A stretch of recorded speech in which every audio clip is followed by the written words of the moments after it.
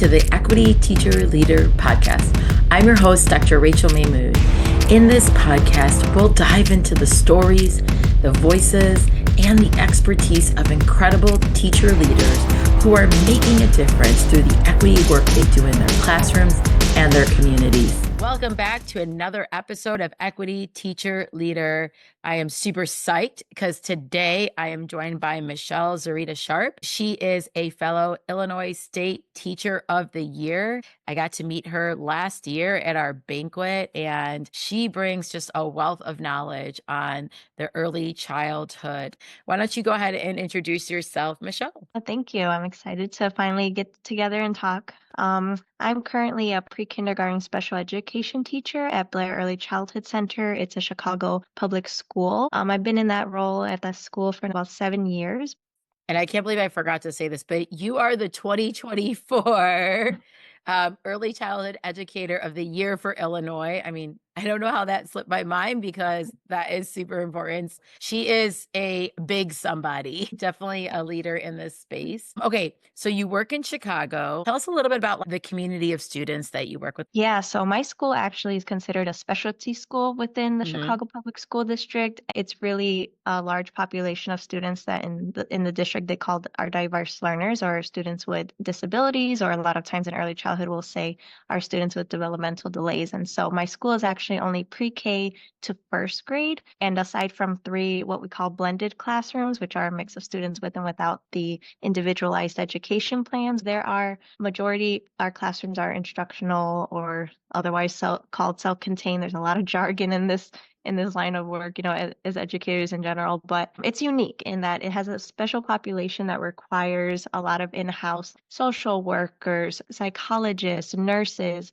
So a lot of students with high needs, and I've worked across different classrooms and different ages at the school. And I love how you said developmental delays, like instead of like just right away to like has a disability. Like it feels like it gives students space to grow at their own pace, because I think sometimes we are quick to want to assess and figure out and of course to help, right? I like that you left some space there for you just might be developing at a different rate than everybody And else, that's but that so common with children, especially under the age of 5. You are more looking at their development in general. Like some children are going to be way ahead in some areas than others. And a lot of times, part of also what we call working with that 0 to 3 years old is early intervention, intervening or supporting early when you are noticing signs of delays in their speech development or their physical, fine and gross motor skills, things like that. And a lot of times children will get the support they need in those early years and not need any more support going forward. So it is much more common in the world of special education in early childhood to just use the umbrella term of developmental delay and wait until they kind of get to that 3rd grade 8-year-old mark to see if there are more specific signs correlated to disability. We should know that all young children definitely develop at their own pace and shouldn't be too quick to label them one way or another. I love that. That just feels very asset-based to me, like asset-based language. Okay, so something unique about you that I think I read this in your bio that you grew up with a mother who was deaf. Yeah, so I was raised by my mother, single mother household. She is deaf, and deafness is sort of an identity. Deafness and hearing loss in general is a spectrum, like a lot of other disabilities when you think of vision loss or even autism. So she herself does have some abilities with wearing hearing aids to communicate. Like some deaf people do talk and some don't. So she can talk, but overall, she definitely communicates primarily using sign language. So growing up, I learned sign language. And in her case, her deafness did contribute to some learning difficulties and difficulties with sustaining a career. So we did have to rely on a lot of disability assistance from the state to get by financially. I learned a lot from her growing up, the differences that people with a disability can be treated in their schooling experiences. The good thing definitely about it was going to deaf community events. That was something really unique that I always did over the weekends. It was like deaf picnics and deaf day at Six Flags and all these spaces where people who were deaf could come together and have community. And so I was always growing up around people of different abilities. And so it was just kind of like second nature to want to then go into this as a career. That is such a beautiful story. And I was thinking about this, and I might be the last person to the party on this, but like you basically grew up bilingual Hmm. because if you can speak sign language or use sign language to communicate and you can speak English, right? That's bilingual, right? Yes, yes. And my father's side of the family does speak Spanish, but because I didn't necessarily grow up with them, it's not as strong as my other languages. Yes. That's amazing. Yeah, it We don't definitely is always a think very about much a bilingual language that you think of. Yes. yeah, so I'm like, we don't always think about it as like sign language as being, in that bilingual umbrella. We know it is a language, but it's just very interesting. Yeah, for sure. It's very cool. Do you get to use your sign language with any of your students, or have you had the opportunity to yet? Yes, for sure. I use it a lot just for, especially with my children who are learning to speak or using vocalizations, using those gestures along Hmm. with like maybe a visual communication board does help go a long way. More is very popular. Yes. Even with like our infants, our toddlers, they Hmm. can learn and pick up on these gestures for getting, their wants and needs met a lot quicker sometimes than they can for coming out with like expressive language in that way. I definitely saw the value when I had kids of like the baby sign language. And in my classroom, my students, I teach them how to respond because they have the need to talk in the middle of a presentation or Yes, something. I'm you'll like, just sign show me. language. Yep, Yes, just show me affirm. that you agree or that you Yes, yes, disagree using exactly. emotions like that. Correct. Exactly. Okay. So I had this unique ability to meet up with Dr. Teresa Ramos. You do know her? Yes, Yeah. yes. So You're big she's in the world of early childhood. right, right. And so I was invited to like coffee with my local state representative, and he was like, "Oh, Dr. Ramos is going to be there." And because I'm not in the early childhood realm, Mm-hmm. world, I was like, "Oh, okay. Who's Dr. Ramos?" And then he Mm-hmm. told me about this new department of Yeah. early childhood. You probably know more than me. You probably should be the person saying this. Do you know what department I'm talking about? Yes, yes, yes. It's new as of 2020 or maybe Right? I mean they just implemented that, but yes, yes. And she's going to be the head of this department, Dr. Teresa Ramos in Illinois. And I got a chance to talk to her for like 20 minutes, just like one on one, because the representative that invited us out to coffee was Awesome. late. So I Uh-huh. got some FaceTime in front of her and shared a little bit about what I was doing as Illinois Teacher of the Year. But she had told me about this term preschool deserts. And it was really the first time that I heard about the term preschool deserts. Made me very curious. I went online onto ISB's website and searched preschool deserts, and I Mm-hmm. saw even the community I grew up in, which is a Mm-hmm. well-funded community, according to our Mm-hmm. property taxes there, right, Yeah. was a preschool desert. And there were Mm-hmm. so many communities that were on that list that are preschool deserts. So I'm with another expert here, early childhood educator and Illinois Early Childhood Educator of the Year for 2024. What is a preschool desert? Like, me some more information Yeah. because I was So super curious. in its simplest sense, it is a geographical area or a Hmm. community where there are children under the age of 6 living that have limited access to preschool programs. So you might hear preschool desert that it does largely refer to like the 3 to 5 year olds and servicing of them, but you might also just hear childcare deserts, and that is more Mm. encompassing of that 0 to 3 and 3 to 5. But really, we also know that early childhood goes to age of third grade or 8 years old. But essentially, it focuses on, especially in Illinois, and all of our funding efforts focus on the number of children that are living at or below the poverty line in those communities, and then the availability of specifically public funded pre-K programs. And so some examples of those would be like Head Start, Preschool for All, or Preschool for All expansions. Okay, quick question jumping in. So it's not just the number of preschools in the area. It's only like, so there can be like private daycares, private preschools, Right. like private schools, like there could Mm-hmm. be, so it's like publicly funded because that makes a little bit more sense than I think about Downers Grove because Downers Grove has preschools, right? They're private. A lot of them are in So yeah. churches, but they don't have access to people that need to use public funded Yeah, preschool. so it depends because sometimes it can talk about a preschool desert, meaning like from where I live to where the closest Oh, okay. available, even if it is private or not, like the closest available preschool program may be out of reach from, like a normal commute that one would expect to want to have between your home and the preschool. It could also mean that, like in your case, it sounds like Downers Grove, that there is some availability of it. Maybe it's more private, maybe it's costly, and the Mm-hmm. inability to afford the childcare that is available in the area makes it a preschool desert. So Mm-hmm. it's a couple different ways, and it really depends on like who's defining it and for what purpose. Again, a lot of times in Illinois and things related to ISB will define it as like the number of children living at or below the poverty line, and then the amount of publicly available or publicly funded availables, just because that's what they have the capacity to track and obviously Mm-hmm. have all over when it comes to helping to fund and build those programs.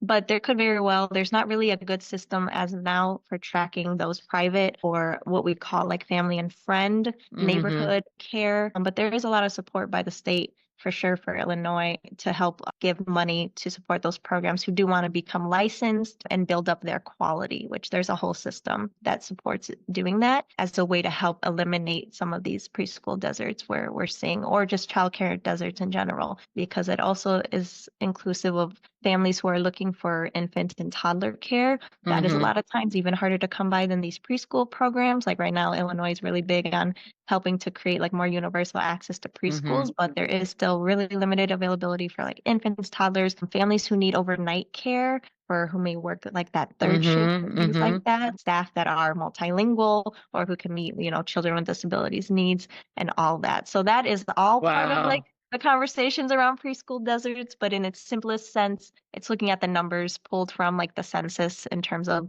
the number of children at or below the poverty line and That makes so access much to sense. them. Okay, yeah.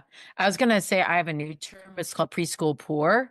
I was that for a while. It's when I had Mm-hmm. two kids in daycare. Mm-hmm. All of our money was going to childcare. Like I feel like my kids, like because there's 4 years between them, like 9 years straight, we Yes. were preschool poor. That need is real. And I like how you picked apart the daycare desert versus the preschool desert, and then even the private sector versus the public sector, private funded versus publicly funded, and Mm-hmm. then the intersection of special needs. Because I know, like, where I set my kids for preschool is not a school that's going to take students with a wide range of needs, Mm-hmm. a very narrow range of needs probably they could accommodate. I know my son has ADHD and he was a lot even as a preschooler.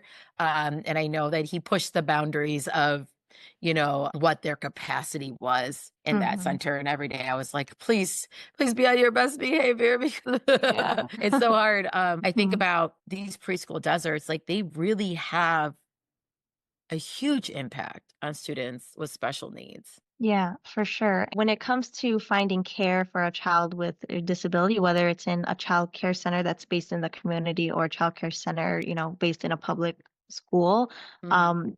there's a big difference in the services that they can provide. I don't necessarily use the term daycare because we try to push for the use of just child care in general. Like we say, like, Mhm. we're not taking care of days, we're taking care of children. I try to get consistent with my use of like childcare, but people understand daycare because it's more well known historically with that term. And a lot of times, maybe in the public school, because there is access to services that, K to 12 children receive via IDEA law. And so families with children with disabilities want to pursue those programs, but teachers and providers of community-based childcare centers want those students and want to meet their needs just as much as a public school funded program. And so it becomes hard when they don't have as much access to like those K to 12 Mm. systems in-house like they do in the others. And so that creates difficulties, especially when there's especially limited access to the number of classrooms that might be housed in a public school program like mine.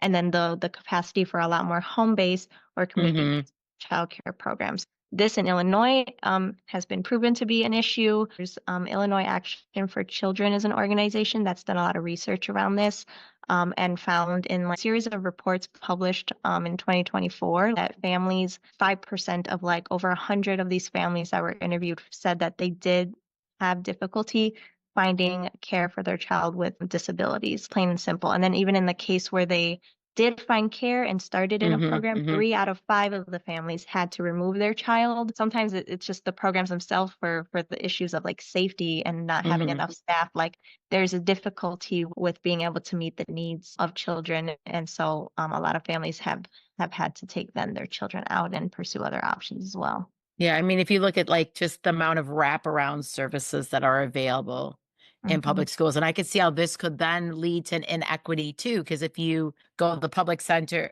early childhood program through the public schools and they have more wraparound services and Mhm. it is a developmental delay, and those early interventions are going to make a huge gains for the Mhm. student, right? And then if you maybe go to the private sector where they don't have as many wraparound services and or early interventions, they're not going to get the same amount of gains. And so that in itself creates an inequity where you go. Okay. So I know that you are involved in a lot of advocacy work. I know that you were a former Teach Plus fellow, that you were part of Advanced Illinois fellow. You are very well connected. I probably am forgetting some of your advocacy stuff that you've been involved in. So feel free.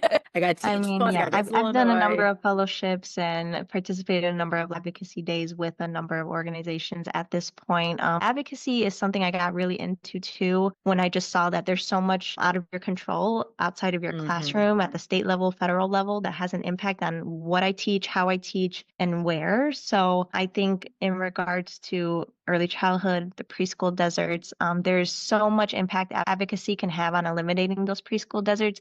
In Illinois specifically, a lot of times advocates will push for additional funding towards the early childhood block grant. And that's just kind of like a pool of money that goes towards increasing the number of preschool for all expansion and prevention initiative, which is also called like home visiting, which is more for like the 0 to 3 years old. But essentially, there's always a call to action every year with the governor's budget for getting an increase to how much is allocated to that block grant, so that we can increase the number of programs. And so this past year, advocates pushed for an increase of 75 million, and it truly was Wow.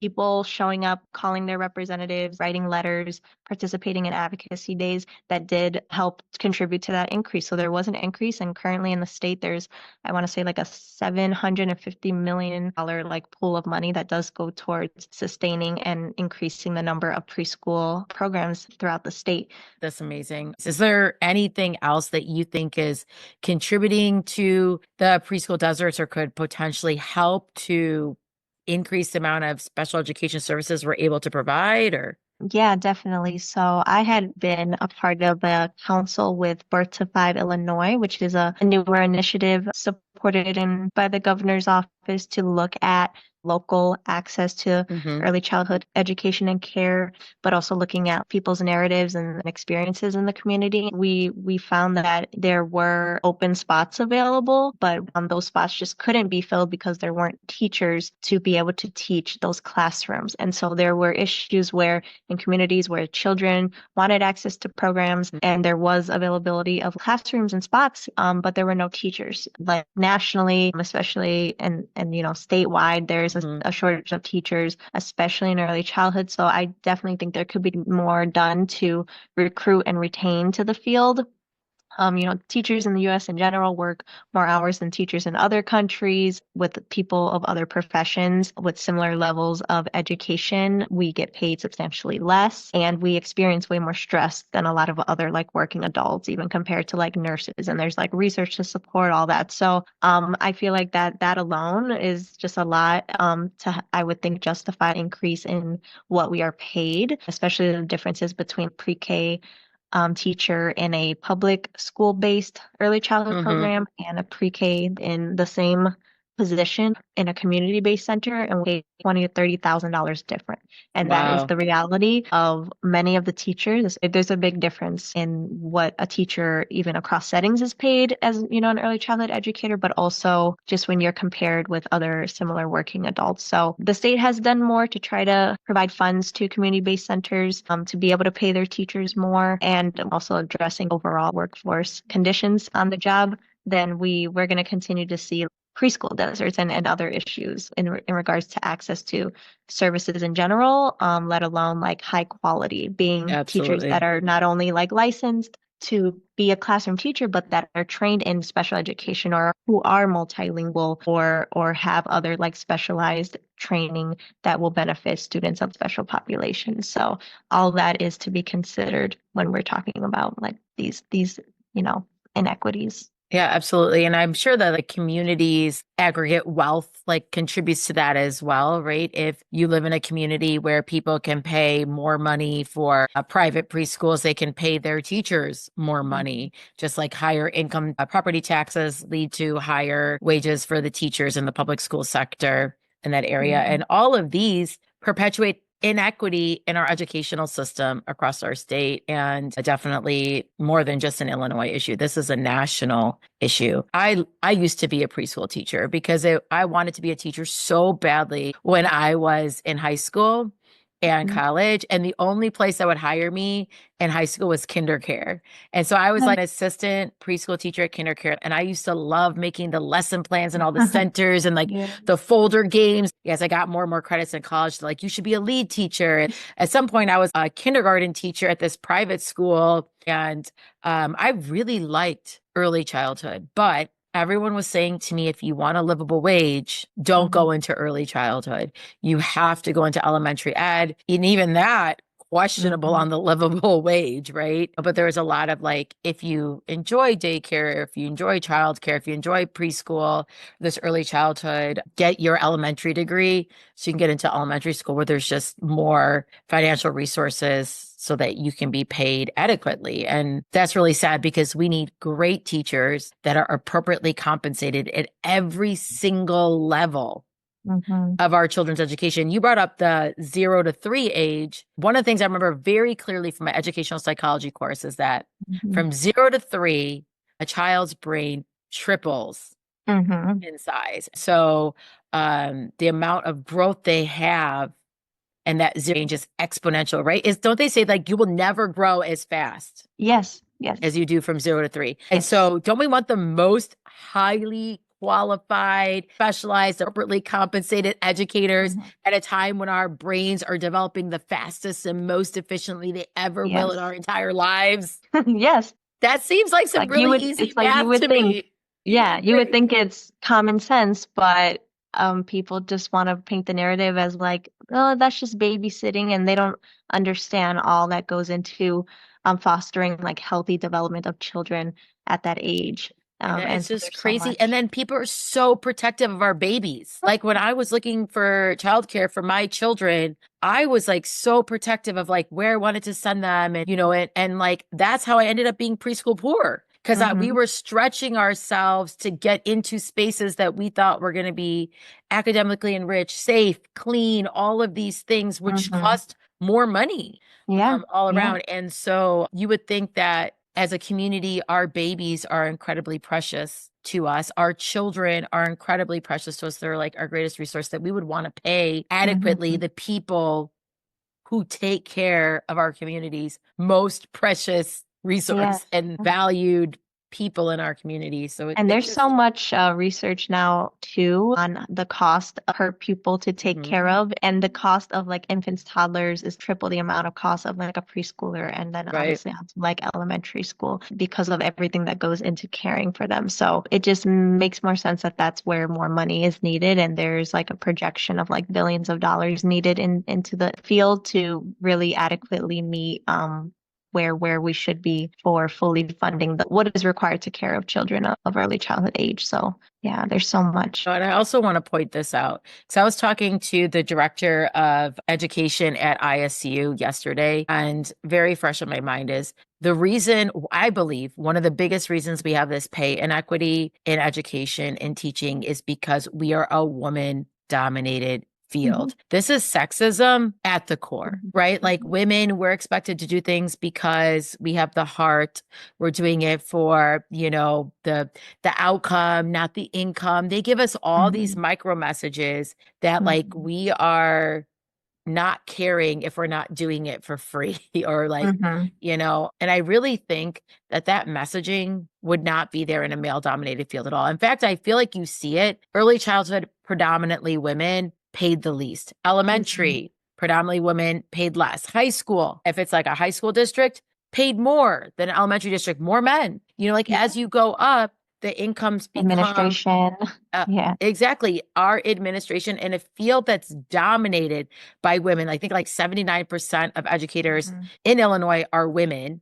The Mm-hmm. inverse of that, 79% of administrators are men. And so that is a crazy number to flip like that. And then that income just keeps going up. And so I think Mm-hmm. that as a collective of women who are basically taking care of our entire future, right? Yes. And making sure they grow up healthy, strong, happy, and academically successful, enriched and fulfilled, we need to not only pour more resources into our children, we need to pour more resources into the women who are taking care Yes, of our 100%. community. And there's so much historically that ties to that too, and a lot of like racially charged reasons for that also being the case because of who childcare was initially intended for, like Mm-hmm. working moms of color especially, and that being like, oh, needed for them and that, and care being one thing and education being another, and this idea that they were different and not inherently intertwined like